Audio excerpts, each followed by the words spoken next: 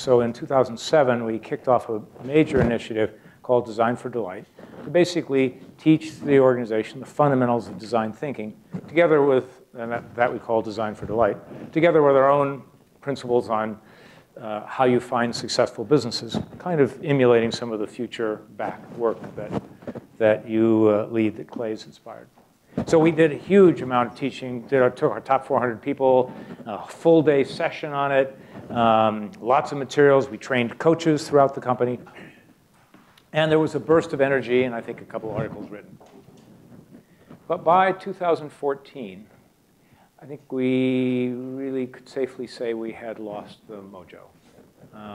You could see it in the way decisions were made. You could see it in some of the success patterns of initiatives, and not why they succeeded or failed, but not the fact they succeeded or failed, but why.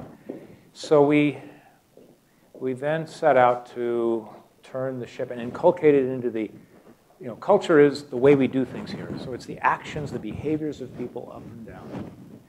So what we did, I was making a little list here of what we did. And if I had to put a headline on all of it, it really leads right off the video. It's learn by doing. So I thought you were going to say that it's put on the superhero album. Well, that could work. You could try that. So if I had to put a headline, it's learn by doing, and to stop talking and to start doing. So what did we do? First of all, we stopped doing a bunch of things. We sold off 5 divisions and product lines, including one of the largest divisions we had, also including our oldest, Quicken, the original business of the company we sold off. We also stopped all investment, major innovation investment in our non-cloud platforms.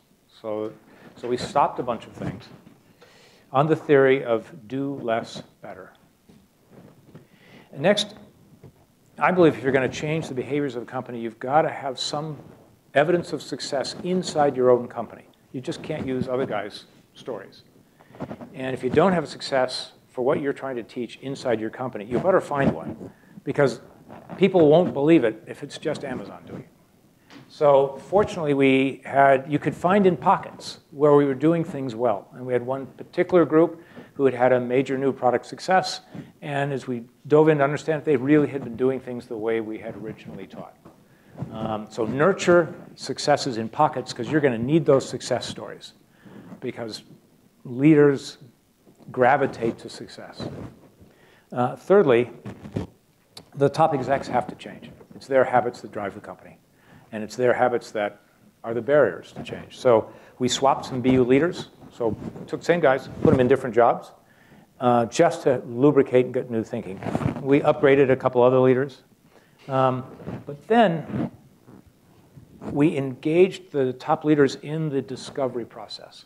So we divided up the top leadership into teams of 3.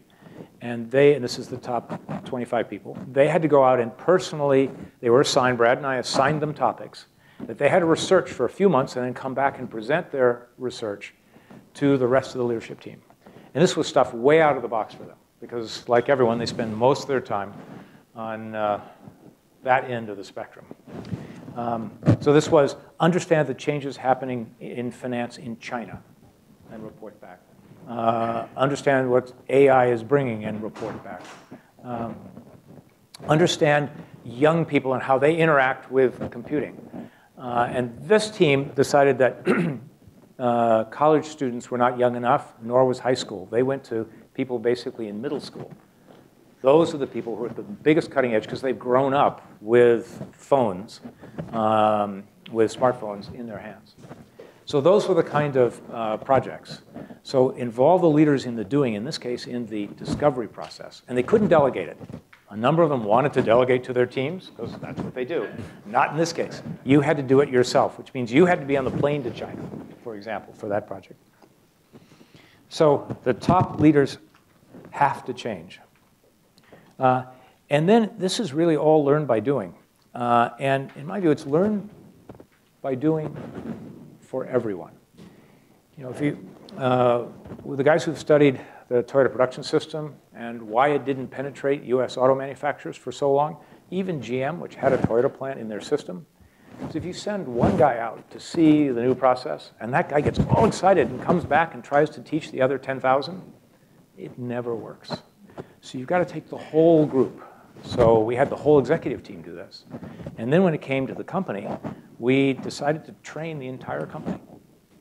And we have a process of state of the company meetings. So we go around to all of our offices and do a one-day meeting that updates them on all the company stuff. We basically dedicated that to retraining everyone on our design for delight and customer-driven innovation approaches.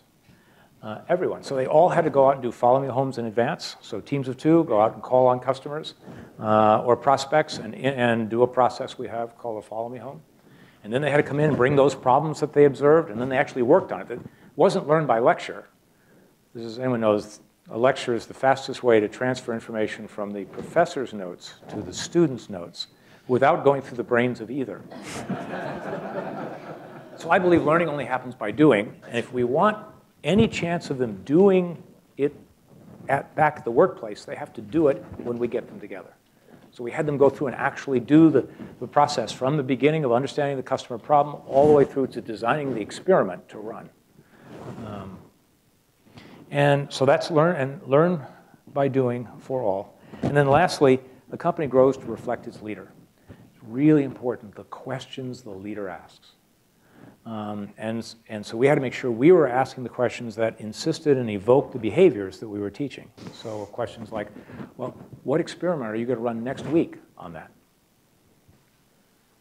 And if they don't have an experiment planned for next week, let's talk about that. And if they have a proposal, okay, what experiments did you run that proved out the leap of faith assumptions?